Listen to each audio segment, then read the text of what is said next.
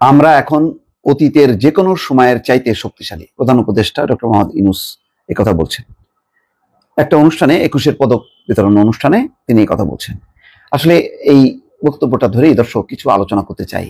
এই যে ডক্টর মোহাম্মদ ইউনূস বললেন যে আমরা এখন অতীতের যে কোনো সময়ের চাইতে বেশি শক্তিশালী, এটার বেসটা কিন্তু আমি খুঁজে পাই না।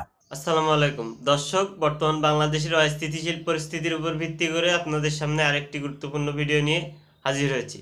তো ভিডিওর কিছু অংশ বিশেষ দেখে আপনি ইতিমধ্যে বুঝতে পারছেন যে ভিডিওটি কতটুকু গুরুত্বপূর্ণ আজকের। তো চলুন আমি বেশি কথা না বাড়িয়ে আজকে সেই গুরুত্বপূর্ণ আলোচনাটি শুনে আসি। তার আগে বলবো, যারা এখনো পর্যন্ত আমাদের চ্যানেলটি সাবস্ক্রাইব করেননি অবশ্যই চ্যানেলটি সাবস্ক্রাইব করে পাশে থাকা বেল আইকনটি ক্লিক করে রাখবেন। তো চলুন আমরা বেশি কথা না বাড়িয়ে আমাদের মূল আলোচনায় ফিরে যাই। আমরা এখন অতীতের যে কোনো সময়ের চাইতে শক্তিশালী। প্রধান উপদেষ্টা ডক্টর মোহাম্মদ ইউনূস কথা বলছেন একটা অনুষ্ঠানে, ২১ পদক বিতরণ অনুষ্ঠানে তিনি এই কথা বলছেন। আসলে এই বক্তব্যটা ধরেই দর্শক কিছু আলোচনা করতে চাই। এই যে ডক্টর মোহাম্মদ ইউনূস বললেন যে আমরা এখন অতীতের যে কোনো সময়ের চাইতে বেশি শক্তিশালী, এটার বেসটা কিন্তু আমি খুঁজে পাই না। এই কারণে যে ৬ মাসের ব্যবধানটা হিসাব করেন, যে ঐক্যটা ছিল ৫ই আগস্ট রাজনৈতিক অঙ্গনে ডক্টর মোহাম্মদ ইউনূসের অন্তর্বর্তী সরকারকে সাপোর্ট করার জন্য, সেই ঐক্যটা কি আছে? নেই। ঐক্যমত্য কমিশনের যে মিটিং হয়, এরপর কিন্তু যেই আওয়াজ দেন বিভিন্ন দল, তাতে কিন্তু মতভিন্নতা প্রকাশ পায়। আর সাম্প্রতিক সময়ে তো নতুন দল গঠন নিয়ে সরাসরি বিএনপি বলছে সরকারের ভেতরে বসে দল করা আমরা মানব না, আর যদি এটা চলতে থাকে তাহলে আমরা নির্বাচনের জন্য নিরপেক্ষ সরকার চাইব। তার মানে অন্তর্বর্তী সরকারের উপর একটা আস্থা বিশ্বাস সেটা নেই। গেল, বাংলাদেশের প্রধান রাজনৈতিক দল যদি অন্তর্বর্তী সরকারকে প্রশ্নবিদ্ধ করে এবং কিছু যৌক্তিক কিছু পয়েন্ট তুলে ধরে, তাহলে এই সরকার কোথা থেকে শক্তি পাবে? আচ্ছা, দ্বিতীয় জামাত তার আখের গোছাচ্ছে বা সে শক্তিশালী হচ্ছে, সে অন্তর্বর্তী সরকারকে হয়তো ব্যবহার করছে প্রশাসনে এবং বিভিন্ন খাতে। বলা হচ্ছে যে পুলিশে, প্রশাসনে সব জায়গায় জামাত তার মতন করে একটা নেটওয়ার্ক বিস্তৃত করেছে। জামাতের বাইরে কিছুই হয় না, কিছুই নিয়োগ সবকিছু তারা নিয়ন্ত্রণ করে। গেল এটা। আরেকটা শক্তি হচ্ছে নতুন দল, বৈষম্য বিরোধী। বৈষম্যরাও তারাও সরকারে আছে, অন্তত ৩ জন উপদেষ্টা। তারা নতুন দল গঠন করছে, তাদের ব্যাপারে যথেষ্ট সফট ডক্টর মোহাম্মদ ইউনূস। তাহলে নতুন দল করছে তো তারা ক্ষমতায় আসার জন্য, তাহলে তারা ডক্টর ইউনূসের সঙ্গে আছেন একটা টেকনিক্যাল একটা সম্পর্ক রাখছে, যে ইউনূসকে রেখে তারা দল গোছাবে এবং নির্বাচনে আসবে। প্রশাসনের অবস্থাটা কি? সবচেয়ে সরকার, এই ধরনের অন্তর্বর্তী সরকার টিকায় রাখার ক্ষেত্রে প্রশাসন বা আমলাতন্ত্র খুব গুরুত্বপূর্ণ ভূমিকা পালন করে। সেই আমলাতন্ত্র কি আছে? আমাদের এই আমলাতন্ত্র গত ১৫ বছরে শেষ হয়ে গেছে বলা যায়, রাজনৈতিক দোষে দুষ্ট। দেখেন, আজকে দুদিন থেকে ওএসডি, তারপরে বাধ্যতামূলক অবসরের একটা হিড়িক চলছে প্রশাসনে।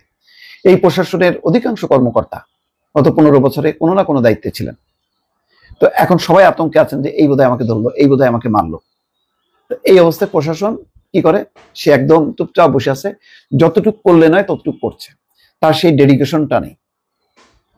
শেখ হাসিনার আমলে যারা হাসিনাপন্থী, তাদের একটা ডেডিকেশন ছিল। এই সরকারের প্রতি ডেডিকেশন নেই কেন? সবাই জানে এই সরকার অন্তর্বর্তী, অর্থাৎ অল্প সময়ের জন্য আসছে, কিছু কাজ করে তারা চলে যাবে। এটা কোনো পার্মানেন্ট পলিটিক্যাল গভর্নমেন্ট নেই। ফলে এই আমলাতন্ত্রের পক্ষে এই সরকারকে একদম মানে তারা জীবন উৎসর্গ করবে বা দৃঢ়ভাবে সরকারকে সমর্থন করে তার নীতি আদর্শগুলো বাস্তবায়ন করবে, এটা মনে করার কোনো কারণ নেই। না পুলিশ, না প্রশাসন, এই অবস্থা। আর এটা যেহেতু গত ১৫ বছরে এত বেশি ব্যবহৃত হয়েছে, এই ব্যবহৃত জিনিস দিয়ে আর নতুন কোনো কিছু করা সম্ভব না, এটা শেষ। তাহলে প্রশাসন বিভিন্ন দেশে দেখেন, আমেরিকা, ইউরোপ, ইভেন ভারত, তার আমলাতন্ত্র এত শক্তিশালী, সরকার যায় আসে। জাপানে দেখেন, এখন অবশ্য অনেকদিন থেকে স্টেবল আছে, এর আগে ৬ মাস ৩ মাস পর পর পাল্টাচ্ছে। আমরা যদি দেখি যুক্তরাজ্যে ১ বছরে ৪টা সরকার আসছে, কিন্তু তাতে কিচ্ছু আসা যায় না। ওদের আমলাতন্ত্র এত কঠিন যে ওই আমলাতন্ত্র যা যা তার কাজ, সেই কাজগুলো সে করে গেছে। জনগণ আইন শৃঙ্খলা, সেবা, সমস্ত কিছু তারা পেয়েছে। রাজনৈতিক লেভেলের যে অস্থিরতা, সেই অস্থিরতা প্রশাসনকে বা আমলাতন্ত্রকে টাচ করে। আমাদের এখানে কি, যখন যেই ব্যক্তি থাকে আমলাতন্ত্র সেই দিকে ছোটে, সেই ব্যক্তি হেঁটে যায়, আমলাতন্ত্র শেষ। আর ১৫ বছরে তো আমরা বারবার বলছি যে এটা এই প্রশাসনকে, বিভিন্ন যে কাঠামোগুলো, বিচার, প্রশাসন, পুলিশ সব শেষ করছে। এই নিঃশেষ হওয়া, এই বর্জ্য জিনিসের কে নিয়ে ডক্টর ইউনূসকে চলতে হচ্ছে। ফলে এখানে খুব সাকসেসফুল হওয়া বা যে কথাটা তিনি বলছেন যে আমরা অতীতের যে কোনো সময় চাইতে শক্তিশালী, ডক্টর ইউনূসের নিজের ডেডিকেশন আছে, তিনি হয়তো শক্তিশালী, কিন্তু তার বেসটা খুবই দুর্বল। রাজনৈতিক দল, প্রধান দল ইতিমধ্যে প্রশ্ন তুলেছে যে আপনার ঘরে বসে কিভাবে তারা দল অর্গানাইজ করতেছে, আপনার তো নিরপেক্ষ থাকার কথা। প্রধান দলই নাই, জামাত এবং নতুন দল তারা টেকনিক্যাল ভাবে আছে নীরব, তো তাদেরকে তো ওই অবস্থাটা নেই। তারা এখন যদি নির্বাচন হয়, ভোটের যে পার্সেন্টেজ তারা অনেক পেছনে। বাংলাদেশে আওয়ামী লীগ, বিএনপি, তার অনেক পরের অবস্থান হচ্ছে জামাত ইসলাম। তো এখন যেহেতু আওয়ামী লীগ নাই, সুতরাং বিএনপি প্রধান দল নাই, প্রশাসন নাই, সুতরাং আমরা যে শক্তিশালী এই কথা বলাটা অনেকে বিশ্বাস করছেন। আইন শৃঙ্খলা অবস্থা দেখেন, 1/11-এর সময়ও দেখেন, 1/11-এর সময় মানে অপরাধীরা, দুষ্কৃতিকারীরা দৌড়ের উপরে, মানে অন্তত আর যাই হোক, মানে আওয়ামী লীগ এবং বিএনপির পাল্টাপাল্টিতে মানুষ এত বিরক্ত ছিল যে তারা ওই 1/11 সরকারকে প্রথম দিকে তারা সাপোর্ট দিয়েছিল এবং আইন শৃঙ্খলা পরিস্থিতি অনেক ভালো ছিল।